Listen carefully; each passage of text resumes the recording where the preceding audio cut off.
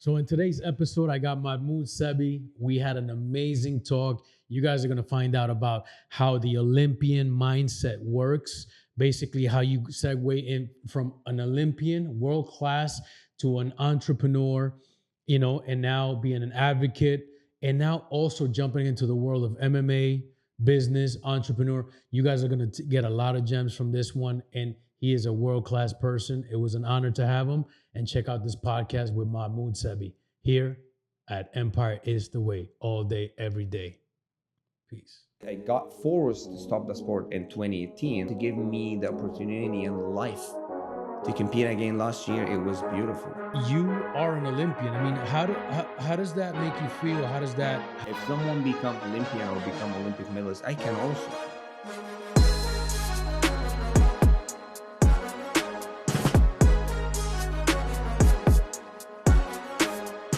Yeah, I have a digital marketing agency. I have a supplement brand. We're getting into aviation and private jet business. We are also in real estate in different countries. It's funny because I had a podcast like literally 3-4 days ago with a good friend. Like, Yeah? Yeah. How long did you go for that on that one? Fuck, bro, it was 2 hours. Like bad. But we had that. It was Saturday. That was on Saturday? Saturday, yeah. Dr. Theory, he's my personal doctor. Plus Bruno, he's like his business partner. So it's good friends, all of them. Nice. Like it's enjoyable. No, and obviously, Tamer is the way we connected. But yeah, since that moment when you were talking that night, I was like, man, I gotta get this guy in. Because honestly, it's not just so for example, for me to talk to somebody, I want to be interested in what you got to say. Your story. In your story. Yeah. You know what I'm saying? Because in a way, I look at the person who's sitting in front of me, bro. For that moment, I'm their fan. Yeah. Okay, I'm getting to know this person. How did they get to where they get to? What kind of challenges did they face? Yeah, what would I get to people that can inspire or make a difference? Yes. And I'll go ahead and the prelude would be pretty much going from being being born in Egypt, living in 8 countries, and kind of in a way facing adversity, overcoming adversity, being an Olympian, an entrepreneur, an advocate. So and then I started fighting in the age of 28, 29. That was impossible. Right. You know how many people told me no, bro? How many people told you? A lot. I swear to God. They said you're never gonna make it. Even in wrestling, I've been told that. Even from people I know, like personally, they were like, you're just never gonna make it. When somebody tells you you're never gonna make it, what is the first thing you think about? That's just their own limitation. Because since I was a kid, I don't believe in the impossible. My whole life is impossible. Like, why would I even believe in what they say? If someone become Olympian or become Olympic medalist, I can also too. Like, I don't see that since I was a kid. I started in the sport in 2002 when I was 8-9 years old. So since I was a kid, I'm facing those adversities in training or struggles when you get injured, when you cut weight and you go through it. And since like when you're younger, you cut weight in the wrong way. You starve yourself. You take like stupid medication to get water out of your body or Lasix or all that. You have to go through it. Yeah. You're not learning without going through those mistakes and doing those mistakes to become better, So I just don't, in business or in the sport or in life, I don't believe in those people who's like, oh, you're never going to make it. I'm like, then keep watching. Yeah. Does it make you sad to see that people think like that? I would say it's with me starting in the fight game also and like competing. Like I kind of saw this when I was a kid before even my name started to get or any fame or I never had anything at that time. Being a professional athlete, in this arena, there's going to be 2 types of people. People pay tickets to come to watch you win. And the other people want to watch you getting knocked out and like lose. Mm-hmm. But both, they paid the price and came and watch. Same people on social media when like some people, they scared to create content or post anything. There's going to be those people, there's going to be criticism or like judging. But then those other people who really judging or criticize other people in their home and they're sitting in their couches, they're not even getting 1% of what you do in life because you're getting out of your comfort zone. You're doing something for a reason. You have a purpose. That's why those people who are sitting and just watching and like judging you, they have nothing in their lives, At least you're trying to do something. Yeah. At least you have a passion, you They're, know? they're just spectators. Like pretty much the critics has something to criticize, but the person creating doesn't Bro, really care too whatever much I about do, that. yeah, whatever you do, you gotta have like those people gonna be like, you're never gonna make it. They don't believe in you. Like it's normal. I don't see it because growing up, my own dad, he didn't believe in me. Like when I started in the sport, and it was shocking. But it was not shocking to the point that I'm like, I understand why or where his perspective came from. We're from a very small town in Egypt, and there's like a lot of people there, they don't even think big. It's not their problem. It's just like that's how that environment is designed. You don't think big. You're never gonna go that in any field or in any passion, right? So you're not following the norm. That's why also I left Egypt when I was 14, 15. I left Egypt in 2000. I mean, yeah, when I was 14, 15. Yeah, around 14. Lived in Turkey, Germany, Greece, Italy, Spain, and all those countries. I didn't know nobody, and I had to work different jobs. I work at hotels. I work in bazaars, tour guide. I wash cars. I mean, one time I was at some point I was working in a place, and then I had to wait at night because that money I'm making in this place, it was like I have flyers and outside of that hotels, and I'm getting like selling people like packages to go to the hairdresser, to go to the spa center, to go to do different services in the hotel, right? So at that time, I was just making the money to get me pay where is the hostel where I live at. But to in order to eat, I have to eat at this place where I'm working at in the morning. But then the rest of that I can't. If I make tips, I will eat. So I lived like that for 3 4 months. I used to just wait in one of the restaurants close by. I was living in Turkey at that time, and I was literally waiting outside of this restaurant when they get the leftover food that I can eat. So that's why when people now tell me like, "Oh, where is this hunger? Like, how you have this motivation?" Because I don't want to fucking live the same life where I lived. It was hard. It's just hard to the point that I'm like, I am not giving up on myself because now this is just now, and I know whatever I do or whatever I'm dealing with, it's not my, as they say, like your current situation is not your last destination. It's not. The struggles, it just create who I am today. And that's why now for me, I'm like, the biggest question is like, what is the most thing I'm proud of? Which is I get this a lot. It's not Olympics. It's not whatever it is I did outside of like wrestling or fighting or business. That I just never give up on myself. At point, and I will. I was about to already. It was just freaking dark, you know, and no family with you. Yeah. It's just you. 14, 15, 16. That time is like when the kids they were playing and having toys. I didn't. My toys was just like figuring out things in life. I had to just like find different jobs to live. And at that time, people were like, why would he even like not living in Egypt at that time? Because I just didn't see any dreams for me there. I don't know why. But it was the best decision I've ever made in my life. It made me who I am today. Every single job I worked, every single place I lived at, everyone I met, I learned something from. Yeah. Would you change any of the past if you could? No. I don't regret anything, bro. I don't have time to regret things. Why? It's already gone. It's called past. So for me, which is actually when I started to change that, and that's where one of my transformation, which is a lot of us live in the past, yeah, and worry about the future, and we forget to live now. Like now is gonna create my future, and my past, which is gone already. I take the lessons from it because all the lessons I've been through, it's turned to a blessing. I wouldn't be anywhere I'm at in my business with my career in fighting and wrestling and anything in my life.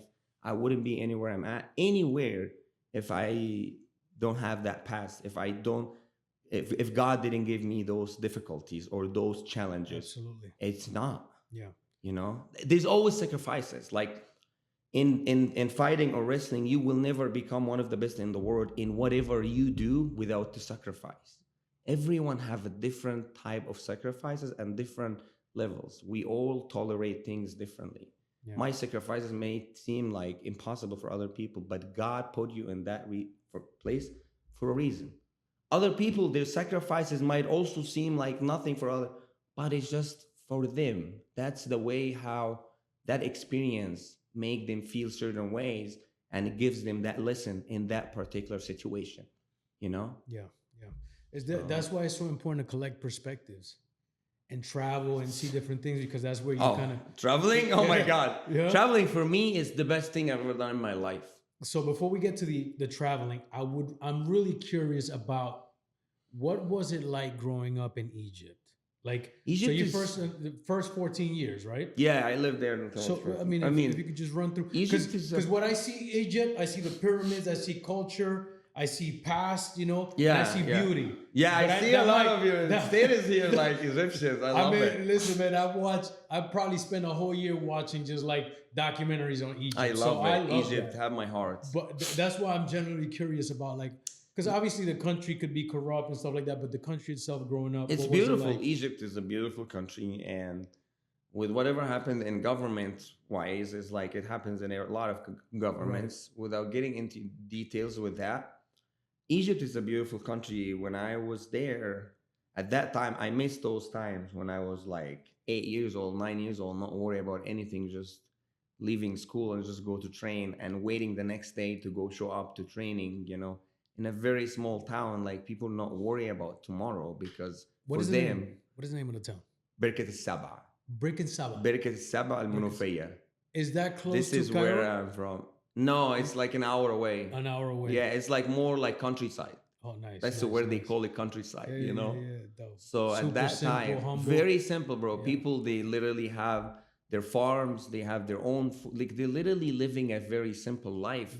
And those people, they're all of their dreams to be engineer, to be this, to be that, to be a cop, to work as an employee. I was like, it's just a very simple life. Simple life. It's still a beautiful Yeah, life, though. yeah, it's beautiful Yeah, life. yeah. But what I'm saying is like, people at that time was like, "What the heck is this guy doing? What are you gonna become?" Even my own dad, he was like, "What are you gonna become, man?" I'm like, "I can become one of the best in the world in this. I don't know what I can do or how far, but I was a kid, right?" So I was literally at that time when I started to fall in love with the sport. I was 8, 9, and then I leaving school and just going to train and traveling all over the country, just competing in different like events and stuff. It was the sport. It was just my whole life. Now that was wrestling, no? Yeah, it was wrestling, but it saved my life a lot too, because at that time in school, when kids, they started to know you do sport, a lot of kids, they want to try you out, and I'm like, bro, I can literally kill you. Like, bro, because I'm 8, 2 years later, you're number 1 in the country in this profession, so you're very good at what you do. And then I'm like, no, please, just leave. And then I'm like, I try to not even, because I know even when I was a kid, I know how good I am. I'm like, bro, I'm gonna hurt you. And those kids, they don't understand, because like, you're doing this morning and night, I leave school and just go train. Because from the first day, my coach, I mean, he passed away now, but at that time, my coach, he started with me in this journey. He was like, the second day, like first day I went there, and then the second day, after the second day, he was like, you're gonna become one of the best athletes in the world in this. You're gifted. But then the whole time, the more I work hard, the more I see the fruit of my hard work, And that's where it started with me, that blind faith that I can be also from this country, from this city, nobody knows about it, and I still can have big dreams, and I still can make it to the highest level. And now, after becoming who I am today, giving those youth or the young generation hope that anyone can achieve anything, no matter what, or no matter your background or where you came from.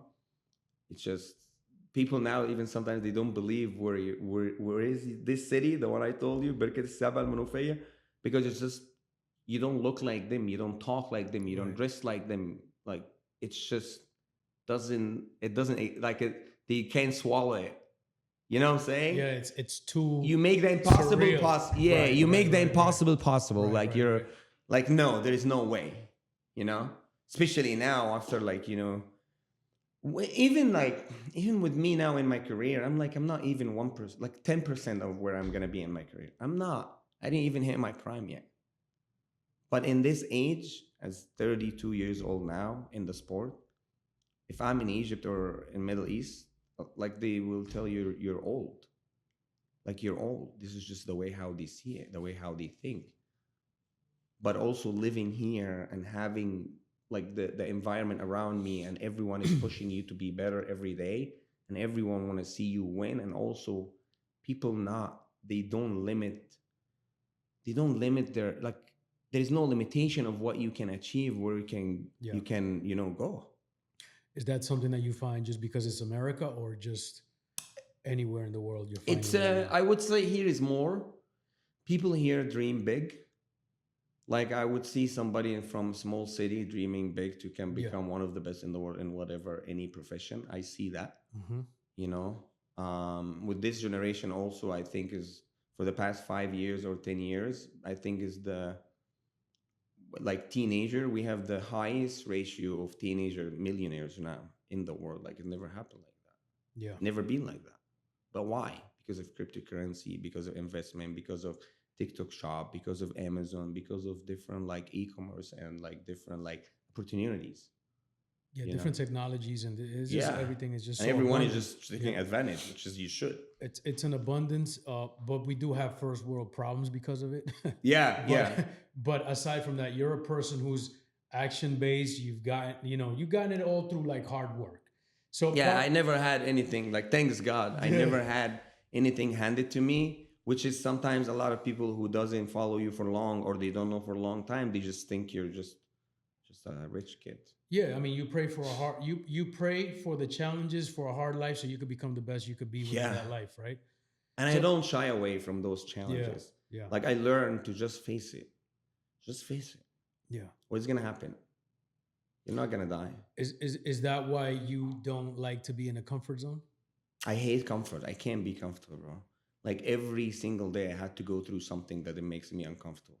Whether a cold plunge, whether it's just the cardio you do, or whether the training you do, or the sparring you go through in training, or the whatever you do, that you have to be uncomfortable. Yeah. It's just, that's the way you can get better, you know? What got you into the beginning, like to get into wrestling? Because was it something like, oh, where you told you can't do this and you wanted to do it, or just like something like, oh, this looks like it's fun, and then it became a wrestling? passion? No. Yeah. Wrestling started with me when I was 8. Right. Like literally first day I trained, second day I never missed training. And is it since that I never. It's something that your father pushed you into? No, my father didn't want me to become an athlete. He wants me to be a police officer, or to become like an engineer, or to become like just a regular job. So how'd you walk into the wrestling gym? Like at that time, we were like in that fight always like, no, leave me, let me do what I love and all that. And my mom was also in my side. My mom, she was my biggest supporter, you know? Oh, cool. Yeah. My dad, he didn't believe in me my whole life till the year or something before he passed away, when he started to see my name all over in every billboard in the country, and like all over TV or all over the news. How long ago was that? That was 2019-ish. 2019? Yeah, that's and around the time he passed. Once he started seeing that and started kind of like coming into the warmth of Sebie, how did that it was making me happy those days or those times. He called me, it was like, oh, he's my friend at work, he wanna talk to you because he can't believe you're my son. That was making me so happy, but also makes me so sad because we just never been that close. Right. And I wish, if something I would really wanted to do, that I can be close to him. Because I know he was harsh on me, and I know he was really tough on me, but I loved him to the point that I just wanted him to tell me one time, I love you. So my dad never told me I love you. Maybe he did really love me, but like I never hear it. And sometimes you need that. You need that from those people who truly around you to just tell you that. As much as you're strong, as much as you're mentally or physically strong, it doesn't. Family is family, you know? Yeah. When it gets to that point, it was when I was a kid and go to the tournaments and see the parents with their kids, like seeing them, like just hugging them, running at them after their matches, winning. Just keep doing this, and like doesn't say anything. He doesn't even tell me congrats. He just doesn't believe in what I do. And now when you look back, I'm like, you truly became one of the best in the world in what you do into profession, you know? And now I'm doing this in business. So it's a beautiful thing. You think that if, because you could say, and I don't know, but some of those kids that were getting the hugs, because I can definitely relate to that, and my father passed away too, so I've been through it. But those kids that were getting those hugs, maybe they're not at the level you are. You know I what I mean? And agree with you. I perhaps mean, I would that, say that's my path, and I know God put me in this yeah, place for a reason. But it's just those moments you feel like when you call somebody father, it's you mean it, you know. yeah, So, but now I'm very proud that I'm still having the ability to keep having the ability to keep having his name as a legacy in the world too, absolutely, because I know he would be proud of me right now. yeah. So it's beautiful. What is it? Thank you for sharing that, by the way. I appreciate Appreciate it. it. The moniker, the title, Olympian. Not a lot of people. I mean, this is something that is so respected from the beginning of Greece and Roman and Greco-Roman wrestling and all these Olympians that have been alive and have competed for the world's best spots. You you are an Olympian. I mean, how does that make you feel? How does that relate to the public? I mean, like, hey, I'm an Olympian. How do people look at you when they say that? You know? I would say being an Olympian is a huge honor. It's something that just cannot be taken away from you. You become an Olympian, you're Olympian for life. Yes. So that one is I mean, it's a very special, and I would say it's very few athletes they can call themselves Olympians, Mm-hmm. which is a huge honor. You're representing your country, your continent in the highest level in the world, and this event, Olympics, is also very special because it just happens every 4 years. So something cannot happen always. So being able to be part of a history, because it's just history in the history book forever, you know.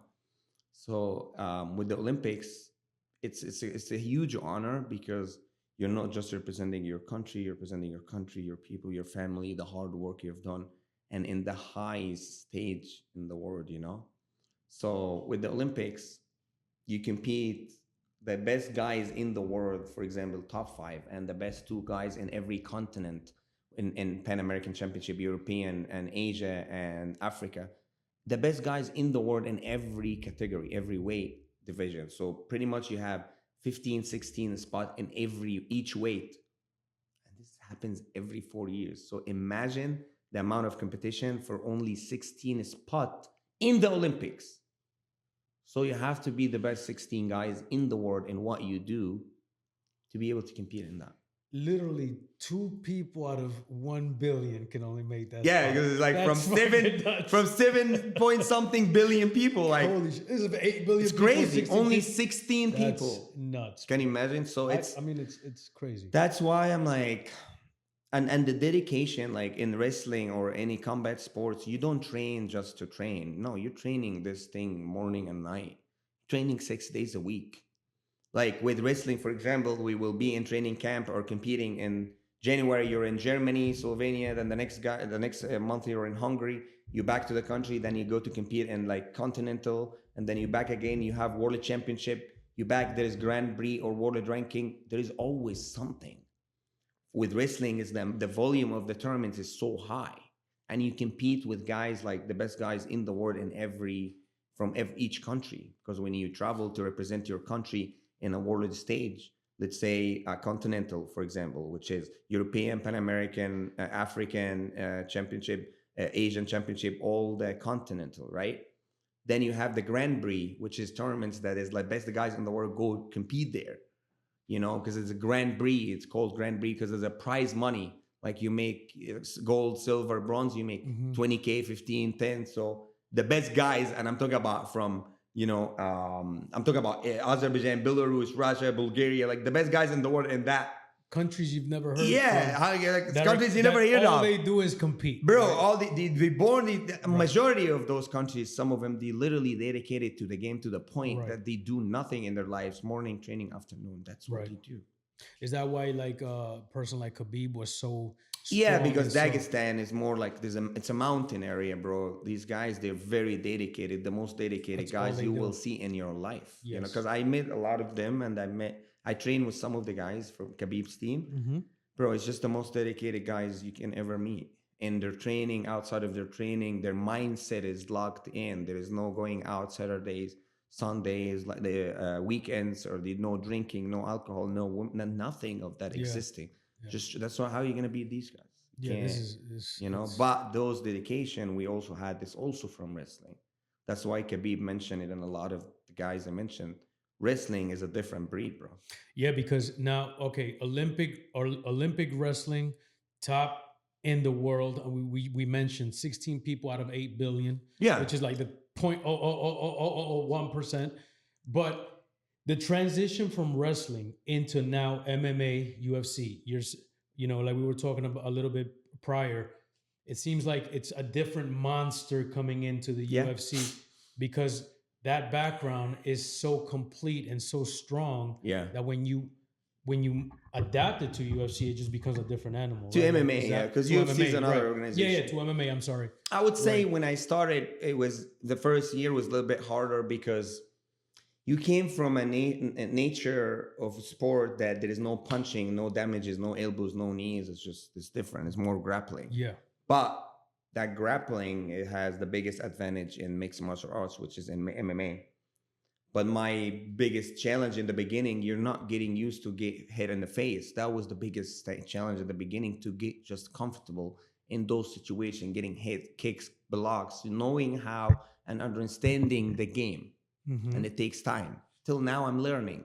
So I'm very happy that even with the process, because I started in mixed martial arts in November, around October, November 2021. And then 2 months later, I had my first professional fight. I never had any amateur fight, had zero amateur background. So you jump right away to professional fighting. Right. How did that happen though? Because it was at that time, my management was like, bro, you're Olympian in wrestling. Like, it's so hard. Anybody can fight you amateur. I was like, bro, that doesn't matter. That's why I ended up fighting. Also, my third fight was bare knuckle MMA. I fought bare knuckle MMA also. I fought a guy, he had 27 fights in that fight, and I had only 3. No, I had 2. It was my third fight. So I had 2 with George Masvidal, with Gamebred FC, with the fighting, for the his bare league. knuckle. For For the his league? first fight ever. The first fight ever for this league, I fought there. Oh, It was a knockout, yeah. Plus, I was the first fighter also in the world at that time. We got paid in Bitcoin. I was like, this is amazing, George. I'm like, because he called me, he was like, I had a fight in Mexico 1 week before that fight, Right. before that bare knuckle. And it was like, it was in the UFC Fight Pass. And it was knockout, finished, things got, was great. I didn't get touched. And then George was like, Sebie, you want to fight next week? I was like, hell yeah. I didn't get touched, bro. I'm like, yeah. So when there, the guy showed up with, even it's still like, you can watch it now. He showed up 15 pounds over. I was like, bro, it doesn't matter if you're 20 pounds over, I'll fight you. The next day, I knocked him out. now fighting. So you fought a week prior, and I fought 2 fights in 1 week. 2 fights in 1 week. Yeah. And the Gamebred. That was bare knuckle that MMA. was, right. That was his first. His first fight first ever at that time. Yeah. tournament. His first show. Yes. That's pretty cool. Yeah. man. But I was like, we're very good friends. And I'm like, Yeah. bro, bare knuckle? Hell yeah. I'll fight. But I never fought bare knuckle. I was like, but if I get somebody fight you in the street, you're going to fight. I was like, yeah, I'll fight. Yeah, I just, of course. because for me, like I'm going to use my wrestling, take them down, elbows, just controlling the fight, and I'll find a way to win. It's all about finding a way to win.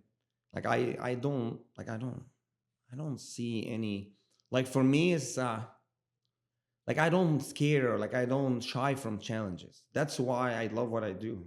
Because also when we travel overseas to train with other guys, with the national team, for example, you train with the best guys in the world, from Azerbaijan, Belarus, Hungary, Bulgaria, Sweden, from every country, bro. And every team have someone, they are one of the best in the world in what they do in those national teams. So you're getting better no matter what. You're getting better in conditioning. You're getting better in cardio. You're getting better in different style that will make you also better when you compete with these guys in actual world championship or Olympics, you know? So that's why you're always growing. So right before a fight, what is your routine? Do you study the fighter, their moves, what they do? Is there something that you kind of go through prior to For a me, fight? I don't. Can I have some water too, please? Absolutely, of Thank course. you. Yeah, okay. For me, with fighting, I think because I came from wrestling background and also from Olympic background, like the Olympic team and stuff, like the Olympic background in general, like combat sport. I would say for me, because that wrestling background, and it's you always train. We don't train in wrestling to compete. The whole year you're training, and whatever comes in the way, you compete. Like I gave you example. I stopped wrestling in 2018, and then I got back to wrestling last year. Not last year, like in October or November 2023. Then I started to compete for Team USA. December, I competed in the nationals. 5 years, I didn't compete in wrestling.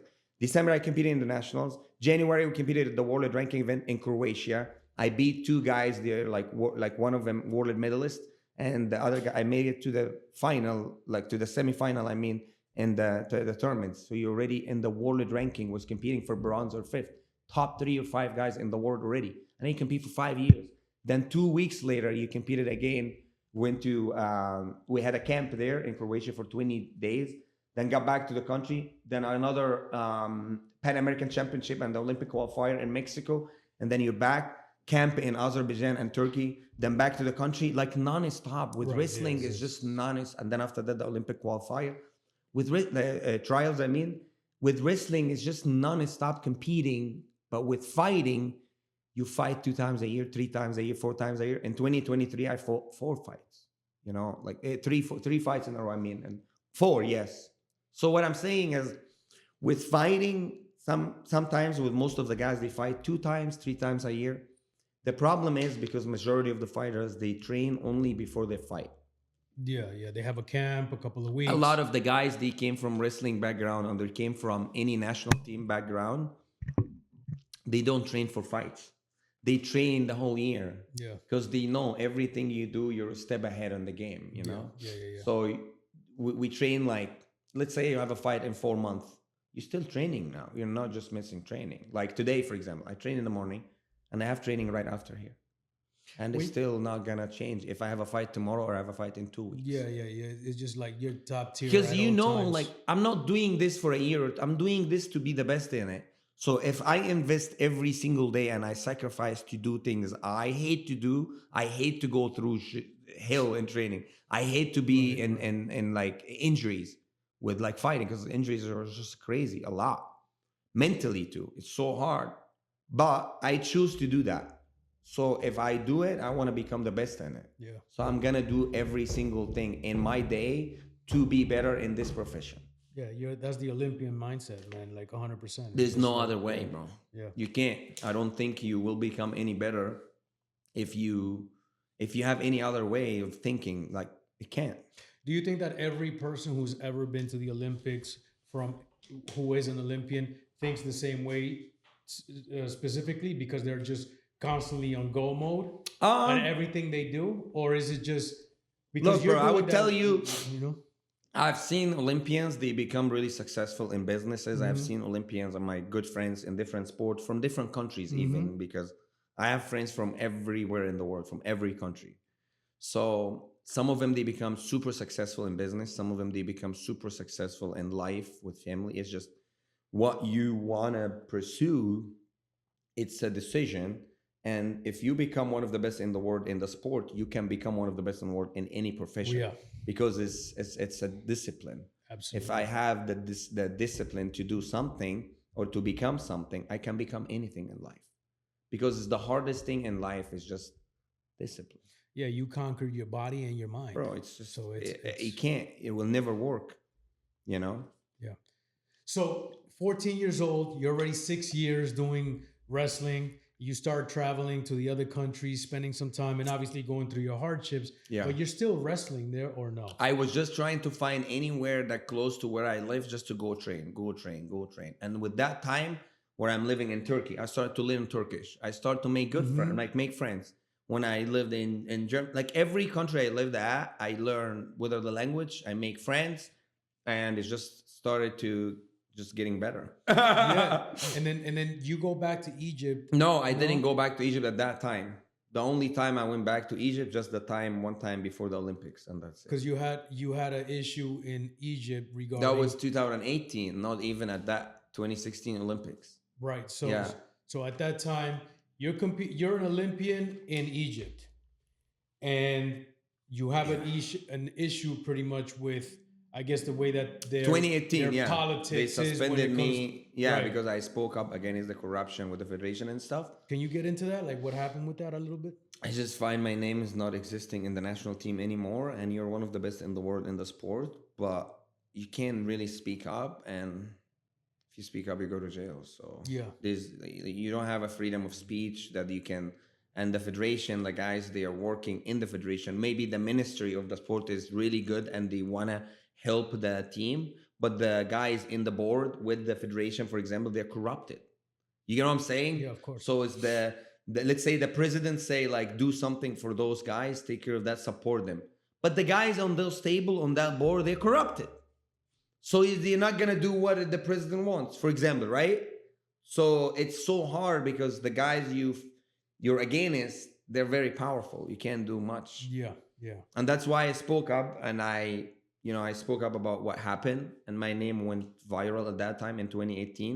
And at that time, it was literally the most searchable thing on the internet at that time, on Instagram, Facebook, YouTube, Twitter, on every TV channel, in different languages, in different press. It was crazy. My family even were scared. My mom was like, "Are you okay?" She was in Saudi Arabia at the time. She called me. She was like, "What happened? Your name is all over the news." I was like, "Mom, don't worry. I can't. I'm fighting for what I love. I want to represent my country. Yeah. And I have these guys, they literally suspended me for life. I can't even do anything. And you're not just like a normal guy in the national team. No, you're Olympian, you're African champion many times. You're the best wrestler in Africa a few years. And you medal in a lot of international tournaments. You're world medal. Like you're a public figure. yeah, Like, no, you're 100%. one of the best. You're literally one of the best in the world in what you do. And they just did this to you. And I'm like, I think at that time when I spoke up, I went back to the US. And I went through the second time in my life that I was gonna commit suicide. And it was one of the hardest time in my life because What year was this? 2018. 2018. Yeah, it was so hard for me. It was very dark because for me it was like you work for something so hard and you literally achieve everything is possible in the sport, at least to the point that, bro, I was 24 years old and this has happened to me. Like with that, while I was, against them and like speaking up and doing all that, you're 24 years old. You're even young.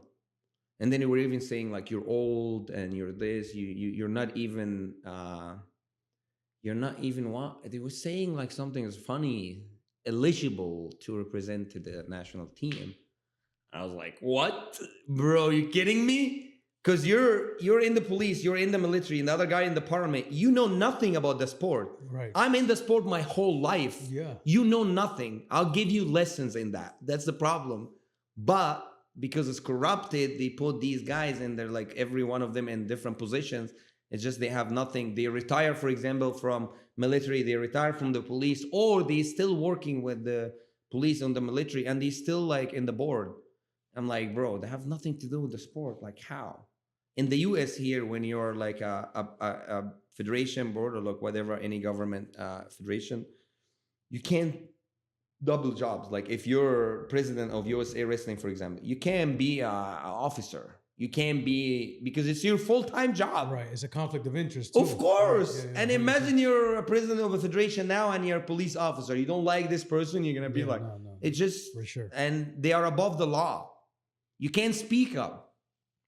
That's nuts. It's So how did you transition into the U.S. Olympic team? Then I came back to the US after that in 2018. Then in 2020, the pandemic happened. I was working and training with the Marines wrestling team at that time, even the special ops.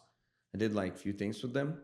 Did they ask you to do that? Or Yeah, was it, yeah. I get asked. Okay. And then we have also a guy, Johnny Stefanos. He qualified to 2020 Olympics, because I was also working with him, like working with the Marines, and also he was in my weight class. So he qualified to the Olympics. It was first time for I think 20 years. I don't know how long for the Marines to get a Olympian Oh wow. for Team USA. I didn't compete in 2020, but like I was one of the main reasons for that guy to qualify, and I was so happy because I love him. He's a good friend of mine, and he's one of the best, one of the finest Marine you ever meet in your life. Plus, I was happy that I was working like close to them hand to hand, and preparing for the Olympics. Yeah. So that time when the pandemic happened, and then I was like, I'm done with the sport. I had a call with Remy and Bunker. He's a good friend of mine. He's also Marine. I was like, bro, I'm done with the sport. I'm done with wrestling. I want to start fighting MMA. And I had this earlier in my career. I was like, I'm gonna start fighting, but not now. So maybe when I'm done with wrestling and stuff, I'm gonna do this. But at that time, we talked with First Round Management. Like they work with John Jones. They work with the biggest guys in the world. I flew to Miami. I was living in California, and then signed with them. I started fighting. 2 months later, I had my first professional fight, and my career took off. So far I have 8 fights, 6 knockouts. All of them are finishes. 5 knockouts, 1 submission. And so far I've been in the sport for almost 2.5 years, because last year I didn't fight at all. I was just with wrestling. So pretty much all my fights are in 2.5 years. So right now, as a MMA fighter, where do you see it going? Like, how long are you going to be in this sport? What is your goal? I'm still young. I give the sport everything now. Focused. I'm trying to get better every day. That's my goal. Still have, this year I'm trying to fight at least 2-3 more fights, and then I want to fight in the UFC. It's gonna happen no matter what, inshallah. It's just a matter of time. And the moment I'm in the UFC, I'm gonna become a UFC champion, inshallah. What weight class are you fighting in? Welterweight. Welterweight. Yeah. So right now, are you training with game breds people? Are you doing any type of training? I train with George, and I trained before with Dustin Poirier. I trained with George. I trained with the best guys in the world in different way. But I try to always get better in every area. So I always have, and I'm very happy even to start in the sport or mixed martial arts and train with the highest level guys in the world, because it gives you different, experience, and add a lot of knowledge, and that's priceless. Plus being able to train at, I started at MMA Masters, and then but after that I moved to American Top Team. I left that. Now I train at Boxer. Being able to have someone like Pinavida, or have someone like George to train with him in mixed martial arts, or Pinavida in boxing, to get those knowledge from the highest level in the world, in different area and different aspect. Plus the main thing, my coach Michael Babb, he's one of the best kickboxing coaches in the world. So we work on my stand up. So I started with him almost 2.5 years ago. I was gonna stop the sport. I was literally gonna stop at that time. I lost 2 fights. I got the only 2 fights I lost. I was sick. But at that time, it was very dark time. At that time, nobody believed in me. At that time, Mike was the only one who does. And he was like, no, we take it step by step. We get back. I got back to the hunger inside me. Everything changing. Wake up in certain times. I do certain cardio. I get to training before everybody starts, and I work with him every single day outside of the training too. So extra. So after that first fight, knockout, boom. Now after we had the fight in Kingdom of Bahrain with him, it was knockout. Then 2 months later, I had fight in Serbia. It was knockout in 38 seconds. Then 3 months later, we had fight in Kingdom of Bahrain. Another finish, also submission in the first minute. He changed everything for me, because at that time, like when you feel lost, and it's not because you're lost the fight, but also because I never had amateur career. So you never had the path or the time to do mistakes. Right. And those mistakes is not written, because amateur career, nobody care. But your professional career now, that's every, fight matters, Yeah. but that's why also now the experience, you keep getting better every single time you step in the cage.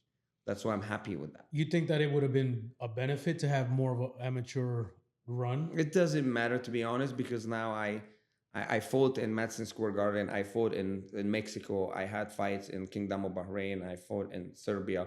I had fights in Mississippi. I fought everywhere.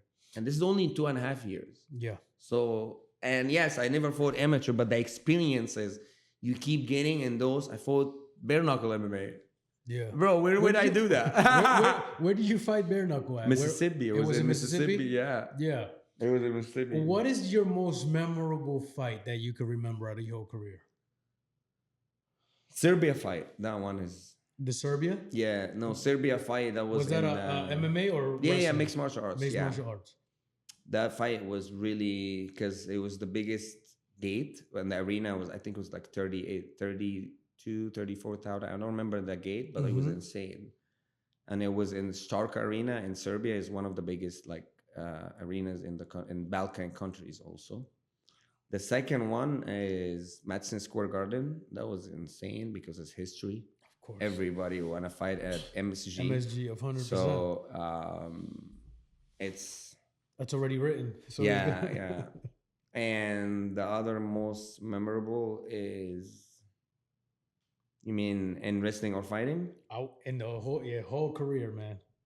Because it's all been fighting, Yeah, in wrestling, I think after those two, my best memory is when I got back to wrestling in last year, and I represented Team USA in the World Ranking event in January, because it was my first international event ever to compete back after I got suspended in 2018. And look, this is what I want to show you. This is the United World Wrestling. They posted this. They were like... This is what you were showing me before? I think I showed you that one. Let me show you that one. That one is fun. But, no, not that one. Look, that's the Olympic wrestling. And they posted this here. Look what they wrote here.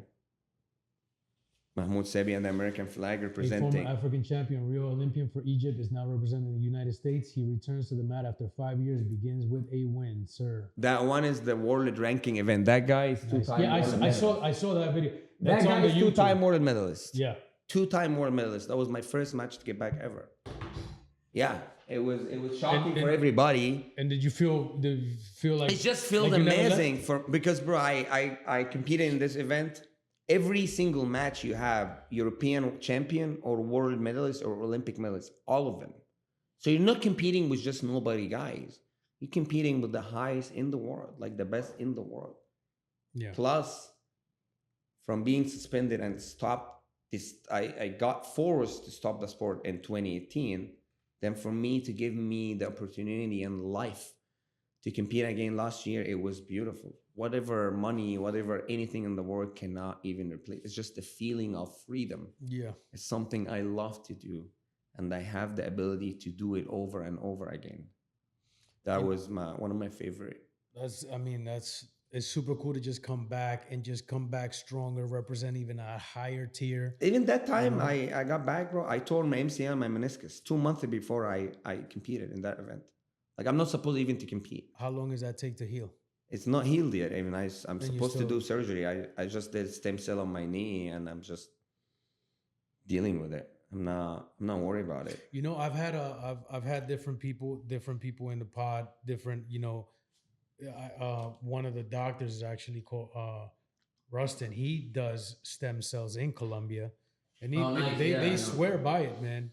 Bro, stem cell is very good. Right. Have you noticed like a major so far? difference Yeah, right away? I do it with Dr. Mark. He have his own like resources for the stem cell, but he does it in the country. So he got his own resources. Yeah. But he does it here. So how long ago you did like a few weeks ago, and so far is getting better. But we're gonna do another shot. I think by the end of this week, by a month. I want to ask you about your regimen. I mean, there's a lot of questions that I have right now, but obviously, whatever you want.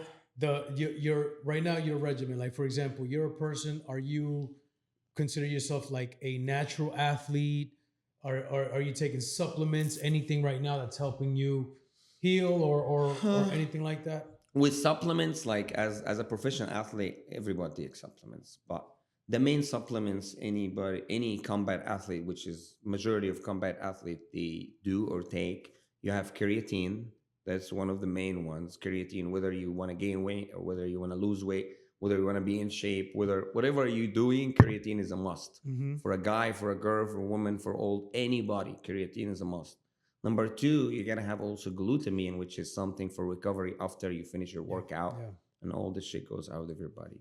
Plus the main minerals, which is the magnesium, the things I cannot get from food, because for example, magnesium, 90%, or I mean 89% of the U.S. population, they're deficient in magnesium. That's why anybody who will take magnesium, they will benefiting from the magnesium, help with sleep, helps a lot of things. But you can't get it a lot from food. But my main thing is food. Like I want to eat as much as I need, my body needs, and supplements is just something extra. So I don't really focus on supplements more than what my body needs, right? So I eat all day, every day. I eat steak, ground beef, fish, eggs, and fruits, which is I have avocado, watermelon, papaya, and banana and mango, like most of tropical fruits, and water. I just drink a lot of water, and I make sure I have everything. I make sure, because a lot of food here in the U.S. is freaking bad. A lot of Yeah, ingredients yeah. is not even, it's prohibited in different countries, and it's still in a lot of our food here. So that's another thing. I make sure I have resources to organic stuff, with our fruits, with our meat, grass fed stuff like that, just to Yeah. make sure at least you get better resources. Just sounds like the Olympian diet. I mean, I Almost. don't really like. I eat every here and then, like shit food, like Yeah. junk food. But I'm not really big fan of junk food. I will, eat fruits all day, every day. That's why also people think you're on a strict diet. I'm not. Sometimes I eat at 2 a.m. at night, but you have consistent training morning and night every single day, so you still can eat at that time. Yeah. I'm not encouraging everybody to do it, but I'm just saying the next day you'll be fine, You because can you're gonna afford burn to it do out. it. You can afford to do it. Yeah, Because I can yeah. eat pizza a few times a week. Yeah. It's not that it's right, but I'm just saying what is gonna happen. Yeah. I can burn it. So I want to segue into. I know that you're doing a lot of advocates speaking. You have a lot of like entrepreneurial roles, but before we get to that, I wanted to ask you. We spoke about the best times you had fighting. I want to ask you about what has been the toughest challenge you ever had to face in your life, and how did you overcome The toughest challenge in 2018, I lost everything. I lost my career, and I was against the most powerful guys in the country, just facing corruption. And that time I lost my career, I lost money, I lost sponsors, I lost everything. And I had to start again from the scratch after I went through severe depression, which was going to end my life. I already tried to commit suicide, and thanks God for the blessing that I'm still alive it? now. Absolutely, thank God. But I would say that time I just had that thing. It keeps coming in my mind that don't give up. Stay, have that faith. Do not give up, and just keep going. Figure out a way while you're walking, that's what I did. After I get out of the depression and start to feel better, I start to train, because that dopamine I get from sport is just nothing like it. So I was missing to compete. I wanted to compete. It's just something I love to do. And then at that time, I started to invest more in my business, and I started to learn about different things. I got into digital marketing at that time. I knew nothing. So I got to learn about the algorithm. I watched videos, hours, hundreds, thousands of hours of videos, expert. I learned from everybody. So I got to get really good in this area, to learn something every day about that. Then for almost like I did that for 2 3 years, one of the businesses I do, and then literally 3.5 years later, 4 years later, you start to make millions of dollars from that business. So it's something I never been good at. But why? Because also I learned from the sport, from the countries I lived at. I speak 5 languages. I learned from the sport that I can work on something for 10 years and have blind faith, and I know it's gonna work out at somehow it's gonna turn to work out. Don't ask me why, but it's gonna work out no matter what, because you're literally committed to those. Right. Every single day you're doing the small things to get you there, like learning something every day, getting better in different aspects, just watching something, reading, documenting things, like just being really present in that and getting better. My goal was not to make money with that. My goal was just to get better. My biggest goal with whatever business I do, not to just to make money, because I know whatever I touch, I'll make money. Whatever I do, I know I'm gonna make money. Now God is blessing me from everywhere, the right, left, everywhere. I'm not worried about like money. It's not, and something I used to worry about when I was a kid, because I never grew up with money. Yeah. But now you're at some point you can literally like have the, like, I'm very grateful that I even have the opportunity to say yes and no to different deals, to different things. Like nobody have to force me to sign a Right. deal or do something because of money. No, I do something because I love. Even with fighting, I'm not fighting for money. I love what I do. Like with my work, I do really enough to not even fight 1 minute in the cage. I don't need to be there, but I love what I do, and I want to inspire more people. And for me, that if I can change someone's life from just inspiring one human, I'm happy. Yeah. It just makes me happy. Absolutely, man. So being in such a dark place, coming out of it, part of it is faith, part of it is taking action. I mean, really, at the end of the day, would that be something that you could kind of say, like, if you're in a low point in your life, just sometimes put the blinders on and just take action while you walk, figure it out? It's a very hard, because I was by myself, and the 2 times it was really like dark moments in my life. I was by myself. Yeah. And just my family. I'm just my family. I don't live with my family, and is the 2 times I was really about to commit suicide. I'm in a very hard, like dark places. Those times it was more of, if I didn't speak up, I would be dead right now. If I didn't ask for help, because I did ask for help, for just ask someone close to you, someone you trust. Tell them I need help. I need to get out of where I'm at. So from there, because sometimes when we are, that's why they say do not ever take decisions when you're mad or sad or angry, when you're emotional, because you're not in a right mental state, right? Absolutely. 100%. So that's why when you have people really, really, truly love you, talk to them. It's not worth it when you take your life, or like just, decided to just take your life. And if the time goes back, those 2 things I will do. I will reach out to the people I love, and I will talk to the people I love. And it doesn't matter. Nobody's going to judge you. Nobody's going to criticize you. Nobody's going to look at you differently, because there is no reason in the world that anybody, any human, deserve to just take their life out. Like, no, I agree. you can't. I agree. I've been in there. The dark side is pretty dark, and I think the darker you go, the higher you climb. Also, That's true. you know what I mean. So the perspective's there. But thank you for sharing that part, because I know it's not exactly. And also the perspective, easiest, it's all also about, because your perspective is changing a lot in life. So for me, if I look at it like, oh God, why are you doing this to me? I don't deserve that. But then on the other side, you can also think of, thanks God that you put me in those situations. You gave me hardships to overcome. You gave me the struggles that also shows me the right path. You gave me the directions. You showed me the loyal friends, the loyal people in my life. You guided me. So I can see it that way, or either on the other side. Like your perspective is just gonna change. It's like I wake up in the morning, I'm like, it's gonna be a shitty day today. It's gonna become a shitty day. Absolutely. If I wake up in the morning like, oh my God, this is gonna be a beautiful day today, and you're smiling and you're just like having that positivity in the darkest moment, in the darkest days in your life, that positivity is going to carry you a long way. Whatever you believe is going to become your reality. Yeah. And that's also another thing I live by. Whatever you believe is going to become your reality. 100%. You know? Entrepreneur, Olympian, advocate. The advocate part. What are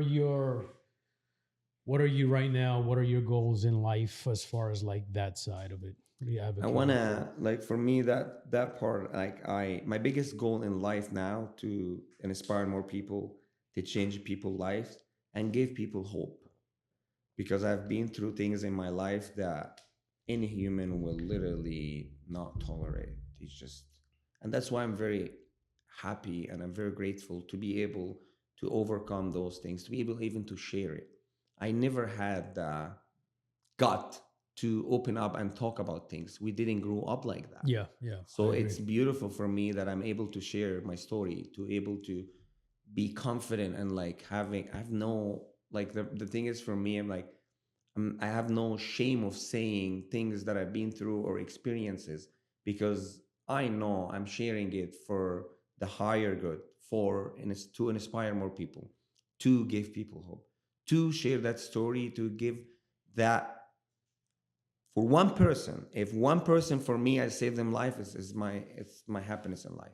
Yeah. If God take my soul right after that, I'm happy. Yeah, your life was You know? worth the shit. Yeah. Yeah, So absolutely. that's why for me that part, plus later on for our business for the next 2 years, we're gonna get involved more in the non-OGs for more nonprofits. So we wanna do more with the kids in Africa, with the kids on like the orphans. Like we wanna do more stuff for like the kids that have the unprivileged ones, the one they have no voice, the one they can't get opportunities. Like we want to get more involved in that, and I'm very happy that I have the right support system too, and that's something is truly touch, like from the bottom of my heart. I can't wait to make that happen, because it's something I wanted to do my whole life too.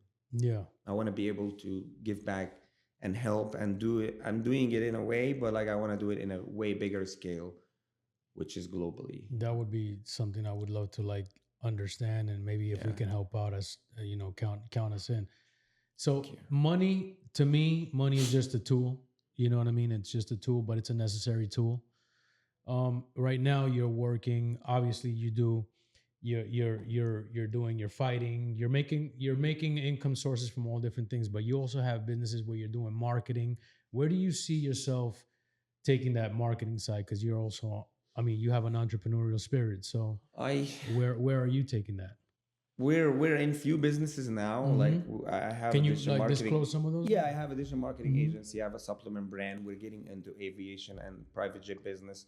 We are also in real estate in different countries. I'm into a lot of things Yeah, now. yeah.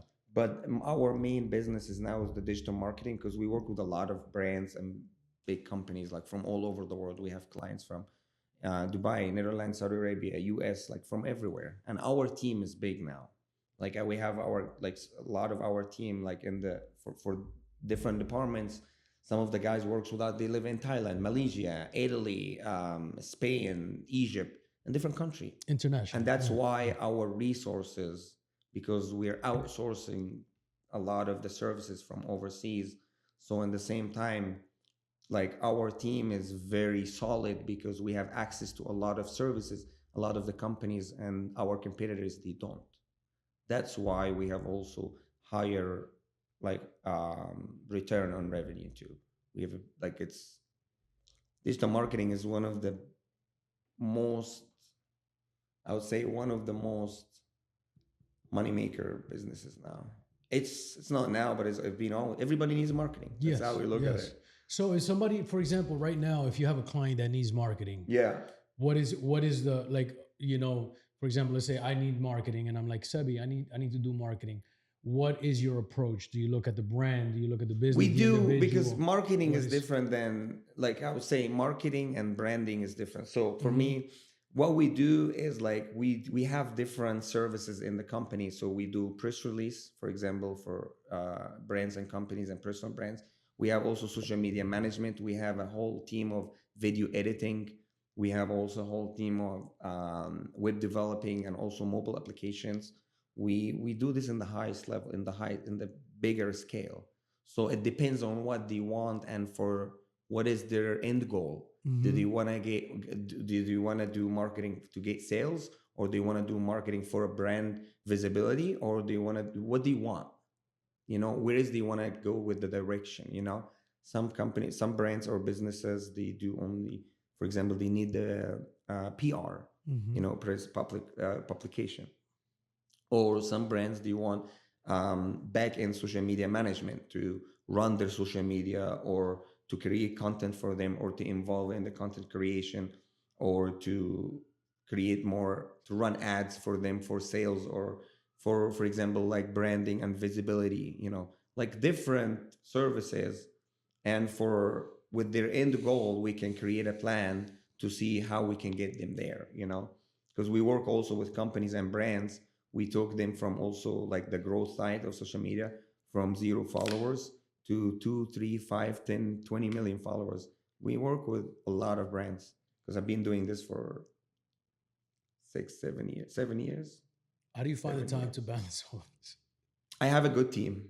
Right. I have a very solid team. My partner and my assistant, and also the entire team, all of them. I have a kid. He used to work with me. He worked with me. He was 16 years old. Now he's 22. But he's genius in what he do. I work with people, they are better than me in whatever they do. Right. Plus, also I can do whatever I am working with them on. I can do this myself. Like I learned to do editing. I learned to do video editing. I learned about the algorithm. I learned about the web developing, coding. I'm learning about things I have nothing to do with, but it's adding more knowledge to me as a founder and CEO from a marketing agency. I know what the hell I'm talking about. I can sit in any meeting, yes, and I can close any deals because I know what I'm talking about. And I've done it. When you tell me like why, I've done it for myself. I took my own social media from 0 now to have 3-4 million cross social media, 1.5 million on Instagram, or 1.1 million on Facebook, 250,000 on TikTok. We know our team. We know what goes viral, what people want to watch, how to run those ads, how to direct, the campaigns in what area. Like we have done this many times to the point that we don't have to do experiment on a new client because we know what works and what not. That's another thing. But also working on my personal brand, it helps me a lot in the business. I never bring a client in, never. I swear to God. That is every time we have clients, they came through someone, or they came through a mastermind I did, or like a talk I've done, or like a network that we have with other entrepreneurs or businesses. I never bring a client in. It's really with our brands, and we work with global brands. Referral based, like you just know somebody that knows. I don't need to. Like I'm at some point in my business, I don't need to bring clients in. We're very good in what we do. We have very good credibility. And also at some point before we get our team that big, I was doing everything myself. Literally, I was doing like the back end management, the emails, and like talking to the clients, doing invoice. I was doing everything before I have anybody do that for us or work with us. Right. So when you know the basics, you kind of like. It's crazy because I like, yeah, but the good thing is when we get in a meeting with like a global brand or someone, or like a big name, whatever, with a personal brand or major player or something like that. Yeah, and then we get in a meeting, then they see like Olympian and your fights and your founder and see, but you're good in what you do. It's just how. Right, they're like, when did you learn that? And the thing is like, you're not just good, you're very good in what you do. Yeah. And that's me. I'm like, anything I do, I want to become the best at it. Yeah, you want to excel and be, yeah, for sure. Does it help to have that pedigree background when you're dealing with brands like that? Yeah, it does. It's because it's not only brands, because with marketing, you work with schools, you work with embassies, you work with brands, corporations, you work with personal brand, like people like NFL, NBA, UFC fighters, WWE supers. You work with everybody and every field. So it does help because first I have friends in every area and every field. So my network is big. So it does help me a lot. But also knowing how to use that. Your network is your net worth. Yeah. So if I 100%. don't know how to use it, that's where is the hardest part. We get to some point, at some point in my business is like every 2 3 days we're closing deals like 30K, 50K, 70, 80s, 30, 50, like that daily. So it's something I love to do that. And that's where with the marketing agency, like now I told you about, we're getting to the aviation without Yeah. getting more in details in that, but we're gonna be doing two things. Most of it is gonna be selling the spots and the seats for the private jets, and whether resell it or we also come up with a system that create having access to the operators with the private jets with the planes, plus giving us access to whichever planes that can be available to we operate it, and they make cash flow, and also you still can operate it and make more money. It's a whole thing. We'll get more into Right. it. And that And also buying and selling the planes. Because if I can sell and buy things with like 100, 200, half million, $1 million, I can sell also planes from 3 up to $100 million. yeah, 100%. So that's also It's like another once you know the thing. basics, you can apply it to like Yeah, larger and scale also items, like right? it's just it does make sense for my networking. I'm like, your network is your net worth. If you lose everything tomorrow, you still can come back again. Yeah. It's Yeah. not about you're gonna borrow money from somebody, but if you know how to use your network, you Yeah, can create. never, yeah, Yeah, you can create you can 100%. conquer in any field. So right this year you were planning to fight 3 times? Yeah, Is yeah. that This kinda year I like the want to goal? fight at least three You times. want to fight at so- least 3 times before you get to the inevitable UFC, which Yeah, is coming. yeah, yeah, 100%. yeah. So are you right now, do you have any fights lined up? We have type of something things in the few works? weeks. Yeah, we have something. I think in 4 weeks. It's not confirmed yet, but I wanna fight like anytime soon. So there's few things working Mm-hmm. in the making with the management, so they're working on it. Hopefully, something in the next 4 or 5 weeks. Okay, so Yeah. that right now is That's the plan. to be determined. That's kind of the plan. Yeah. Hopefully Okay. next week we hear something. What to somebody who's been, yeah, you're young, but you're very experienced when it comes to like just life and things you've accomplished. What does success mean to you? Success. Mm-hmm. It's a big word. I would success for me is turning something from nothing to something. So I would say turning dust to diamond. That's success. When someone go through shit and they overcome it and they become successful in whatever profession. So this is success to me. It's not fame, it's not money, this is not success. If you tomorrow, like a drug dealer, have a car, it's not success. If someone is doing whatever it is illegal and have money and do, that's not success. Success is creating something from nothing. And that's the hardest part. So for me, because success, a lot of people will see it as like achieving things or like it never, but now I'm mixing it with happiness. So for me to be happy, I want to also practice gratitude and becoming also from being present. And if I have those two now, it's going to also make me very successful in whatever I do, because being present and being happy is going to also make me very disciplined in what I do, and also can get me closer to where I'm at or where I want to get to. So success for me is about the story. It's not about the actual like person. It's about what is attached to this person, because every human have something happen to them that it changed them, that it gave them something. The something is never going to happen if you don't go through that thing. And everyone have been through something that will change them to become the best version of themselves, Yeah. or it will burn them down to be nobody. Right. It's like, You know? it's not about getting to the top of the mountain, it's who you become climbing the mountain. So to speak. Yeah, because anybody can get to the mountain, but how many people can stay on top of the mountain? That's the tough part, is keeping it That's afloat. the No? hardest part, bro. Yeah. Where does Sebie's future, as far as like kids, family? Is there any type of That's a good one, actually. I've never been asked this thoughts question. about that one? Yeah. I mean, if it happens, it happens. If it flows, flows. So It's gotta flow. I don't force things. Yeah, Like I wanna, of course, I wanna have a beautiful family. I wanna, experience a love story, and it's just gonna happen no matter what because you have a, good intention. So, Yes. but it's something I'm not gonna go knock for it. When it happens naturally. But you're open to it. Yeah. It's gonna Okay, happen. okay. I'm single, but it's gonna happen I was- at some point. what's the challenge of being such a success story and so many things going on? Like I know, when it comes down to it, the hyper focus and all these projects. Do you think that also keeps you from settling down? Is that something that kind of impedes? I would say so because like I travel a lot. Like Yeah. last year only, I've been to 23 different countries. Only? Last year only in 2023, 2024. I mean, Right. So I travel a lot, and my whole life I've been to over 142 countries. So it's so hard, and I don't want to do half-ass something. Like I Yeah. don't. I want to.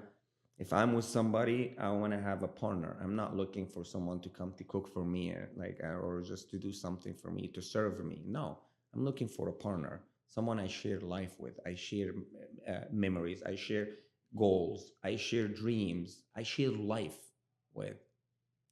I share struggles. Someone I can trust. And I'm not looking for just a girlfriend. Yeah. No, I'm looking for a partner in life. And it's not easy. I know it's not easy, and that's why I don't force things. I let it happen and go the way God wanted it to happen. So I don't force things. Good. Whether in family, relationship, friendship, business, I don't force it. Especially nowadays with the way that things are and how Yeah, quick and shit plus is, it's such a I different- mean, don't get me wrong, a lot of the times when you're somebody, there there is always somebody wants something from you. You know that. Yeah. And that's why I'm very picky who I surround myself with and who I give access to me, because you are who you surround yourself with. Absolutely. If you want to become 100%. successful, get 5 good friends, then you're going to become number 6. If you want to become a drug dealer, get 4 or 5 drug dealers, you're going to become one of them. Yeah. If you want to become a yoga teacher, get 4 or 5 and get close to them, you become one.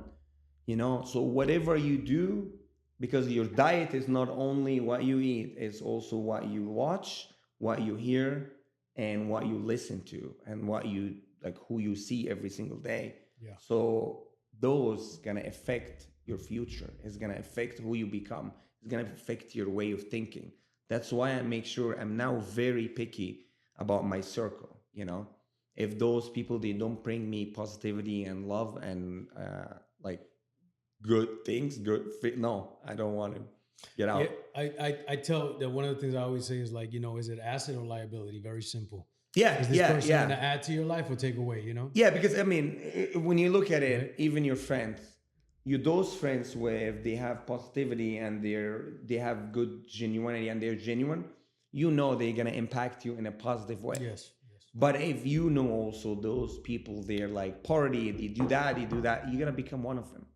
So it's a hard choice, and sometimes you have to say no to people that they should know also from the first place that it shouldn't be that way, for example. But people like to hear it. You gotta stop and start to say no to certain things that you shouldn't be doing. And that's also the discipline. Saying no to times that you shouldn't be out, for example, saying no to drinks, saying no to drugs, saying no to bad habits, saying no to small habits that you do daily, gonna create the big, or the hardest, habits that you can't even get out of. So it's all like small habits and the small things create the bigger picture. Yeah. Even having the strength to say no to bad business deals. Bro, that one also. It's, you know what I'm saying? Having boundaries is important. Yeah. Obviously. I learned that lately, and Yeah. It was a hard thing to say, but it's getting better. I'm happy. Yeah, it's important. Yeah. Who is Mahmoud Sebie, and who really is this person? That's a good question. You ask me. You ask me a lot of good questions today. Who is Mahmoud Sebie? Yes. If I say the perfect answer for that, think I'm a dreamer. I just dream. And I'm very grateful to call this life because it was all a dream. For me, it was all a dream. Now I'm living it. So I think for me is I'm a dreamer. I love it. I love that. A little bit of we'll segue into something important, which is life advice. I know you want to leave an impact and influence people in the right way. What would be your life advice to, a young teenager right now trying to figure out life, especially right now with all the, social media, watching everybody else do this? Well, it's speaking to a younger version of yourself, so to speak. What would be your advice to them? Speaking to a younger version of myself, and the best advice I would give, I would say do not ever listen to them. If you have a dream and you commit to it and you have a solid plan, just go for it and do not ever, ever listen to them. Whoever tells you you can or you cannot, that's only their limitation. That's one. Number two, it's gonna get hard and it's gonna get freaking dark. But the problem is, it's not about how hard it's getting. It's about you have to deal with it. You have to know how to react to it. It's about dealing with it under that pressure. It's like you facing that time, you get into the cage, the light is on, the referee says fight. There's no way back. You can't go back. So it's a fight or flight. You have to deal with it now because the way you deal with it, the way is going to help you who you become. So every struggle and every hardships I've been through and dark nights, it created who I am today. And this is another thing I would say. Number three, travel, travel, travel. I travel the whole world, and I'm glad that I'm able to do that in a still young age. I've been to over 142 countries. Traveling, you will learn things from traveling more than any college, more than any school, more than any coach, more than anything in life. Traveling is what is going to get you out of your comfort zone. Traveling is when I get you to deal with things nobody around you going to help you. You got to figure it out. Traveling is going to make you see the world, learn about cultures, learn about different religions, learn about different languages, hear different languages, seeing other people, like how they cook, how they clean things, how they fix things, how their tradition. Just opening your mind and opening your mind, like opening your mind up to the world, is just a blessing. You see the world different, and every lessons it turn always to blessing. So I love that. So traveling, the last thing I'll tell you, I would tell to my younger self, number four or fifth, Four. four, invest in yourself, invest in yourself, invest in yourself. It's the best investment you will ever do in your life. Invest in this, invest in your soul, and invest in like your body, like who you are. So soul and mind and body. It's once those are connected, there's nothing in the world can stop you. With the body, invest in yourself. Do not ever pass a day without just doing something, being active. You don't have to train to fight or compete. Just be active. God gave you that life to live it. The other thing with your soul, whatever I do, I try to stay close to God, because whatever we do in life, we get distracted. And the only thing that keeps me really accountable and keeps me on point is remembering there is God always there. So whatever mistake I do, I try to always get back and ask for forgiveness. Try to be always close to God. Try to pray. Whatever religion you are, you're praying to God. There's only one God. So those things for me, the moment I connected the soul and the mind and the body, I'm very grateful every single day to wake up, to do something over and over and over, and what I love. I don't work for nobody. I do what I love. I can wake up in the morning. I can go to Malaysia, be there for 2 weeks. My life is still going to be great. I can wake up in the morning, be in Turkey, be in Thailand, be in anywhere, right? But I choose to do that. And for me is a blessing that I'm able to do what I love in the highest level over and over and over, whether in my career, whether in business, whether in that. It's a blessing. And I think And the that's. last one, No, go ahead. Go ahead. the last one, Number 5. yeah, just give the time also for family and God. Give that time for your family, because if the time goes back, I will spend more time with my family. But I was just forced to do those things or to travel to those places or to live in this life. Right. Sometimes in order to achieve things, you have to sacrifice. So if you know you're going to sacrifice, then at least spend time now with family, because the time when it goes is never going to come back. So the only thing that in life is, if it goes, is not going to come back, is time.